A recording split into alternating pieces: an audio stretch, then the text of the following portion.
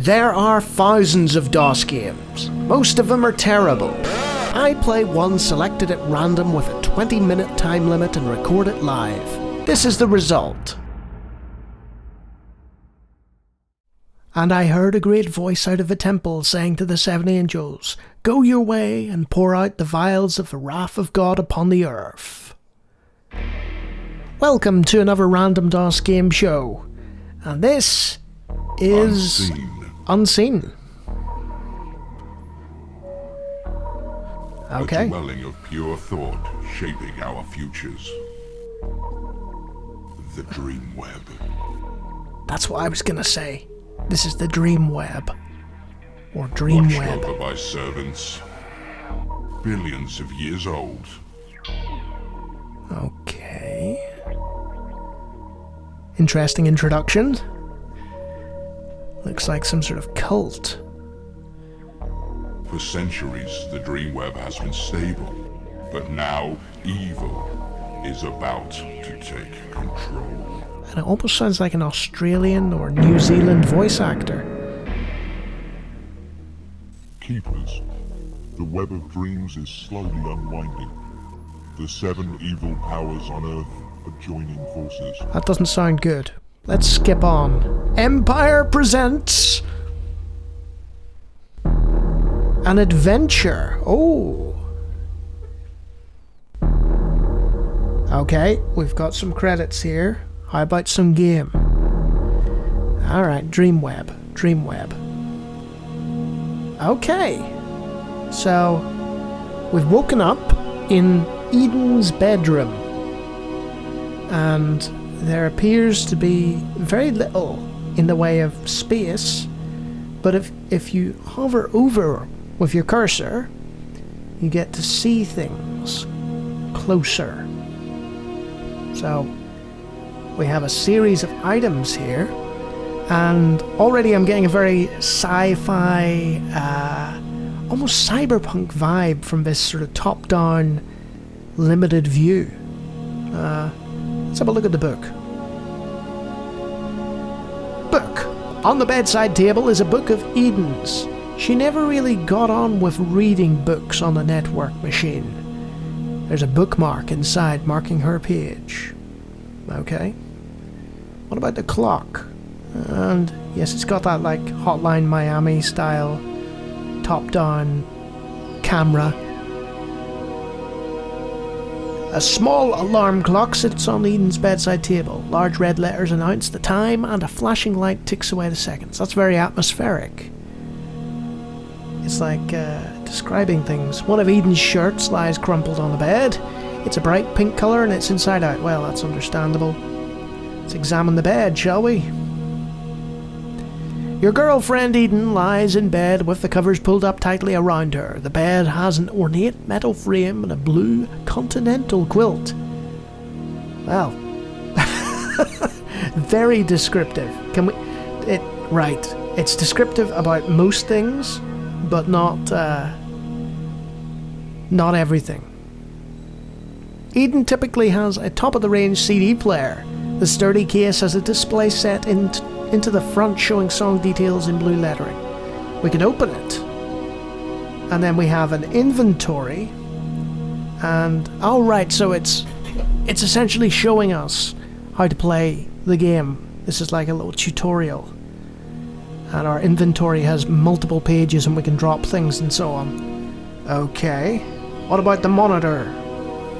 This monitor is connected to Eden's computer. It is fixed to the wall at head height. Okay. So, can we use the monitor? It's part of the computer system, you dummy. Okay. What about the chair? A business-like black leather chair, you don't say. What about the waste bin? We can hook through her waste bin while she's sleeping. Flimsy metal waste bin stands in the corner of the room by Eden's desk. The bin is a dull grey colour, and it weakly reflects. Oh dear, unfortunate. It shines onto it. Let's root through. Well, she's very clean. There's no contents worth looking at. I guess we'll examine the console. a flat plastic computer console used by Eden. It's used as a word processor and is entirely voice activated. There's a small display on the top which means it can be used as a portable. Let's use it. I shouldn't mess around with Eden's stuff. Well, this guy has a conscience after all. Okay. What about the light? We can examine the light. We can examine anything. That's cool. That's really sweet. And then you have the option to tell this guy to walk towards stuff. Small pile of magazines, a couple of copies of Vogue. Right, okay. I guess we can walk to Eden and talk to Eden. Lies in bed with her eyes half closed and the covers pulled tightly around her. Her dark hair spills out over the pillow. She has a slight frown on her face. Eden opens her eyes slightly and gives me a smile. Concern shows in her eyes. Eden, I feel terrible. You're hot. You're soaking wet. You were dreaming again last night. It scares me when you shout out. I thought the dreams had gone away, but last night they were worse than ever. And I don't think it's just bad dreams. What do you mean, not just dreams? It all seems so real and so vivid. My mind is telling me things that I don't want to do. You have to stop talking like this. See a doctor. I'm worried about you. I'll be okay.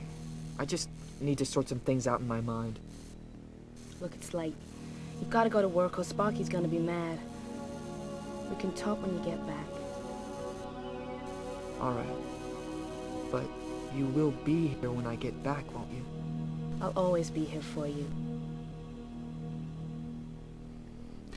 So that's interesting. This is the CD version of Dreamweb, and it appears to come with some CD audio. Or additional audio lines. I don't think it's CD quality. Okay, there's a ledge, a wall. Where's the door? Where's the door? Aha. There's an arrow there, and that leads us out. Right. So we've got the movement down, sort of. We can tell him to walk to certain things. That voice actor was not what I was expecting this guy to sound like. Also, if you hover over him, you can go to an inventory. Set into the worktop is a highly polished steel sink unit that must have been fitted recently. It looks brand new. Let's use it. There's no need. There's always a need to use this sink, man. Should we just carry on and let's see. So that's the way back to the bedroom. That's the way out. Okay, go. We probably needed to pick something up. Oh, it's the bathroom. Well, you know what we can do now. You don't feel the need to use the toilet right now. Oh. This is quite cool. Hey, a door. I wanna be a door. Sorry. The lift doors are covered with a green material that vaguely matches the furnishings of the rest of the room. Use the door. The doors are controlled automatically by the lift. Right. So, examine button. Use the button. Give the button a press, the door opens. Well, hey! I have a feeling that I've forgotten something. Don't care, we're going this way. We're gonna use the control. You examine the controls and select the ground floor. You press the button marked down and the lift takes you down. See you bye. So the game was subtly hinting to us. The lift takes you slowly down to the garage. Garage? Jesus, James. The garage by Eden's apartment, right. So, yeah, the game was hinting at us there. Saying, James, you idiot, you needed to... look at your surroundings more. You've clearly forgotten something. And most adventure games would be like, yeah, whatever, Find something to use the wrench with. Aw, okay. Eden has obviously had some car trouble, and she's been repairing it herself. The repairs aren't finished and the car stands there with the bonnet open. You would have to fix the car first, and you don't have a first idea. Okay. So, we're not going to get our wrench out and fix it. Hey, look, a nice little rain effect. So, which way are we going? Well, it's not suggesting we go that way. Oh, thunder! Well, we're gonna get soaked, but away we go. So, we can travel now. So, that's where we were before. Let's see that travel screen again. So, the arrow keys at the top tell you where you can travel to. So, go to R flat or just head to the bar. Yes, please. Alrighty, here we are at Sparky's instead of work. See. Hey, drunk man. In the pouring rain outside Sparky's bar lies a totally unconscious man. He wears a brown suit that is stained and torn from months of sleeping rough. The man is surrounded by empty beer bottles. Sweet. As I approach, the man doesn't stir. As I approach, the man doesn't stir. Oh. Hey, wake up! There is still no response from the man, whose face rests in a pool of rainwater. Can you hear me? There's still no sign of movement. Perhaps he isn't even alive. We're gonna keep pestering him. In the pouring rain outside, as I approach, Hey, can you hear me? there's still no sign of No. movement. So, you don't have like a conversation tree or anything so crazy as that. But you do have like narration almost, like sort of private eye gumshoe stuff going on. Okay, we're in the bar. Let's talk to everybody. A man a little younger than myself lies with his head firmly on the table. He's asleep and obviously drunk. His jacket sleeve is in a pool of beer and he snores quite loudly. Let's pester The him. man lies in front of me snoring. Hey, wake up, I need to talk to you. Nope. Come on, wake up. I really need some help. I don't know what with, but we need the help, man. Oh, forget it. Oh. A man a little... Well, he was no use. Let's interrupt the man playing the video game. I recognize the vid game player as someone who comes into the bar fairly often. He wears a brown leather jacket and torn and faded jeans. He's concentrating intently on his game. The vid game player is wrestling furiously with the controls on the arcade machine and ignores me as I approach. Oh. Hi there. How's it going? Look, I'm trying to concentrate. Just leave me alone. No. Your name's, Steve, isn't it? Yeah, that's right. Now could you just leave me alone? Never. Well, I guess I should get going anyway. See you later. Damn it, man. We're meant to interrupt everybody and get in the way. Because that's what you do in adventure games. You talk to everybody. Sat at the bar is a large man who is smoking a cigarette. He stares across the bar impassively and occasionally glances at the TV. He looks as if he's having a really bad time. You know what? Cheer him up. Some random stranger coming up to him and talking. The man takes a puff of his cigarette and asks me, "What's up?" Mind if I sit next to you? Do what you like. I don't care. Nice. Thanks. What's on the TV? It's a program about that singer, David Crane. What about him? He's playing some concert the night. Just arrived in town. Where's he staying? At a hotel called the Regency. Hey, what is this anyway? What's all the questions? Oh, no reason. The Regency is that big place near the bridge, isn't it? Yeah. Yeah, now why don't you just shut up and leave me alone? Oh. So, if you've already asked everything that needs to be asked, when you hover over it, it'll say repeat conversation. Alright, Sparky. Sparky is stood behind the bar. Obviously, he has no staff available and has to work himself. Sparky is overweight and scruffy. His belly pokes out from beneath his gray shirt. Hey, he's like He me. doesn't look very happy. Hey, he's like me. Hey, Sparky. Hey, Ryan. Did you get my MailNet message? No. Sorry, sorry I'm late. Oh, that's okay. No problem at all. Really? Oh, so we work Yeah. here. You're fired. Well, if you'd we bothered used to read work my here. message, you would have known by now. You can't do that. I really need the money. Sorry, Ryan. I can't use unreliable staff. Yeah, Ryan. Look, I'm sorry. I've been having a few problems sleeping recently. I'll try and pull myself together. It's too late, man. I'll tell you what to do. Take a couple of weeks off. Try and sort yourself out. You ain't any good to me like this. Whoa. Thanks. I really appreciate it. Do you think I could have my wages? Yeah, I guess so. Even though I ended up having to work behind a bar myself. Just run your card through the scanner. Okay. And I promise I'll sort myself out. Sparky looks at me expectantly. Perhaps I'll do as he says.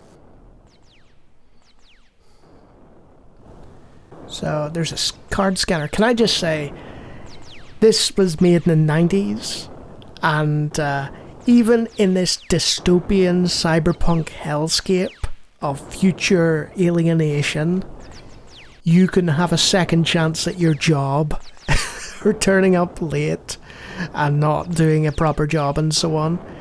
If you did that in this day and age, oh, no chance. There's no employer who would be as generous and lenient as Sparky. Let's examine that card scanner. This card scanning device allows Sparky to deduct from and add money to your cash cards. Give us some money, Sparky! Uh-oh. I think I see the problem. You spotted it, folks? Remember when we were at our apartment? We forgot to take our card with us. So we've wandered over to Sparky's bar. There is no reason to do that. Okay. I wonder, can we put on the shades?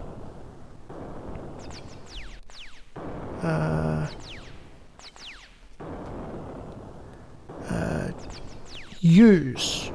You feel much better. I sure do. He looks like a cool guy now. Sweet. So that's Sparky's bar. I guess we'll have to head elsewhere. Let's see. If you can't tell already, I'm really enjoying this. It might well go the distance. Okay. So if we head... Should we head to our flat? I think that'd be a good idea.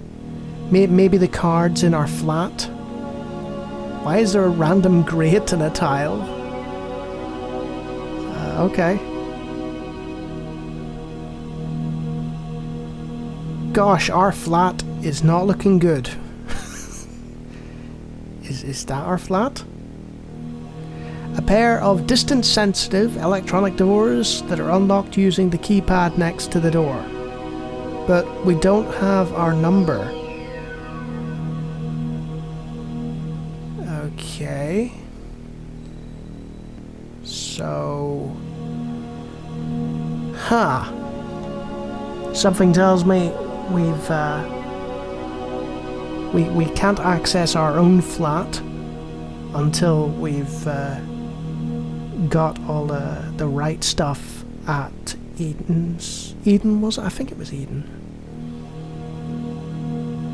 Damn it, James. Remember the name of your own girlfriend. Coke can. Even in this dystopian future, there's a Coke can. Pick up that can, citizen. There we go. We've got a Coke can. We've got what we came for here. Let's have a look at this grate. A small grate with 4 bars running across it. The green light from the nearby lamp shines across it. It's almost like reading a book, this. You know, it's almost like a sort of visual novel kind of thing. Not in the genre, visual novel genre, more the kind of... how to put it? it reads like a sort of dystopian science fiction novel, but it's been put in video game format, which is nice. Use the doors, man. The door will open if you walk towards it.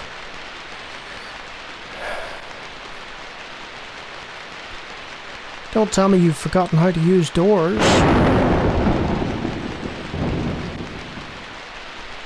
Well, that's no good. Because it clearly hasn't opened. Examine keypad. Maybe we need to do that. On the wall you see a bulky keypad set into the brickwork. The pad has metal buttons with numbers attached to them. The keypad will allow you to enter Eden's home if you know the entry code. Oh man, Ryan, this has gone from bad to worse. Because we don't know the code for Eden's house.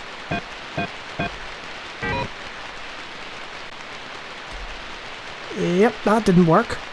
So, not only have we forgotten our money card, we've got locked out of our girlfriend's apartment, and we've been fired and unfired from our job.